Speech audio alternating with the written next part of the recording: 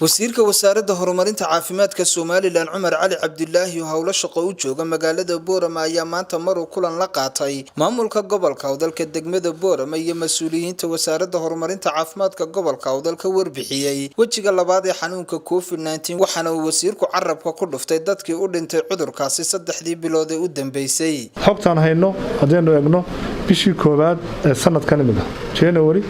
waxa la baaray 3951 qof waxa laga helay 360 qof dhimashadu waxay ahayd 3 qof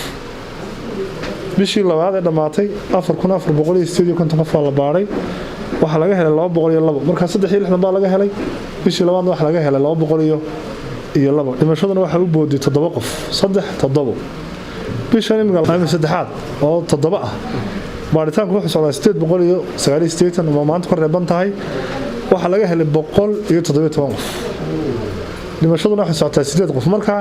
tirada hadlaysa ma aha Boorama laga helayo Hargeysa laga helay xogta kaliya la aamini karo ee lagu go'aan qaadanaya waa xaqiiqada taala marka waxaan leenahay walaalayaal aynu islaalino wasiirka wasaaradda horumarinta caafimaadka Soomaaliland Cumar Cali Cabdillaahi oo hadalkiisa sii wata ayaa carabka ku dhuftay in maalmaha soo socda dalka soo gaadhay talaalka xanuunka COVID-19 xanuunada faafa waxa laga hortagay ugu dambeeya talaal dadka laga talaalo adduunku dadaalkii uu galay talaalo ilaa imika 78 nooc state nooca ayaa bilaabmay heerar kala duwan bay socdaan laakiin kuwii soo loo ansixiyay in la isticmaali karo waxa ugu horeeya AstraZeneca oo Ingiriiska lagu sameeyay jaamacadda Oxford lagana soo saaray Ingiriiska iyo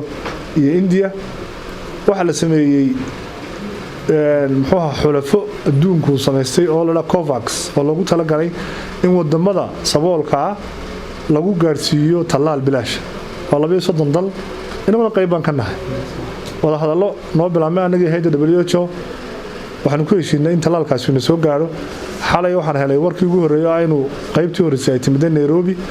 waxaan filaynaa in weegan ama ka dambe horaantiisa uu noo yimaado qaybtii ugu horeysay wasaaradahana hore bishii naga tagtoo waxaan ku jirnay inaan sameeyno qorshihii lagu hirgelinay talaalka ama ha noqoto diyaarinta agabka sidoo kale waxa halkaasi hadalka qaatay agaasimaha isbitaalka weyn ee magaalada Boorama Dr. Aadan Ibrahim Liibaan iyo sidoo kale isuduwaha wasaaradda horumarinta caafimaadka gobolka Awdal Dr. Mustafa Muumin Muuse iyagoona ka warramay xaaladda xanuunka COVID-19 ee gobolkani Awdal 3 bilood ugu dambeeyay bishii December waxa la baaray oo dadka laga baaray xanuunka COVID-19 waxay ahayd 245 qof laga helay xanuunka oo positive noqday waa 5 qof bishii koobaad ee sanadkan iyadana waxa baaritaan loo sameeyay sidaas oo kale 217 qof waxa markaa laga helay oo positive noqday waa 1 qof bishan hadda February socota iyadoo bishii February dhamaatay waxa iyadana la baaray 250 qof iyadana waxa positive noqday 1 qof runtii intii ka wasaaradahan wacyigelintiina waa wadnaa oo kulli qaybahayga kala duwan annagoo kaashanayna kulli barasaabkiyo maayarkiyo xogayuuna way joogaan waana meesha markaan u eegno gobolka caasimadii gobolka aynu joogno ugu mugeeyo miisaanka culus maadaama maanta aynu haysanno agabkii hadday tahay salandaradii oksijiinta oo buuxa oo yaala goobtii lagu manage gareynayay dadka waa asiibo COVID-19 iyo shaqaalihiina way sadgaraysan yihiin intaba maanta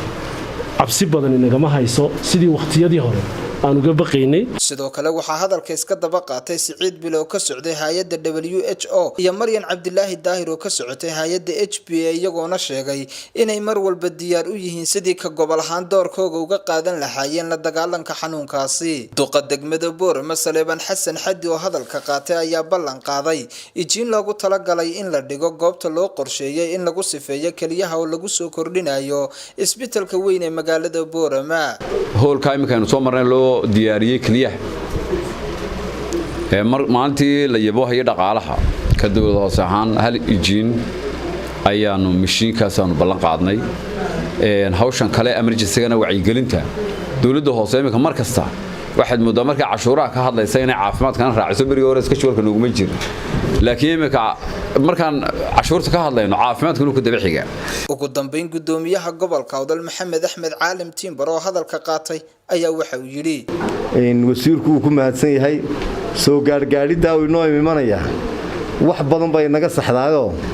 dee wax xogogaalnimo baahi badan oo yaaba inuu tagtagano safarina gelin hadduu isagu inoo fudeeyo inoo yimaado waa uu inala fududeynaya qofkan ha loo sheego ma aha inuu isagu dee baarka yar xidhee inuu family oo dhan gaarsiiya loo baahan yahay gabagabadii wasiirka wasaaradda horumarinta caafimaadka Soomaaliland Cumar Cali Cabdillaahi oo ay weheliyaan maamulka gobolka Awdal ka degmada Boorama mas'uuliyiinta wasaaradda horumarinta caafimaadka gobolka Awdal iyo xubno ka socday hay'adaha wada shaqaynta la leh wasaaradda horumarinta caafimaadka ayaa soo kormeeray dhismayaal cusub oo lagu soo kordhiyay isbitaalka weyn ee magaalada Boorama iyo hool loo qorsheeyay in lagu safeeyo kaliyaha kaasi oo lagu soo kordhinayay isbitaalka weyn ee magaalada Boorama wa Cabsalaan Bashir Farax Cabsalaan Saha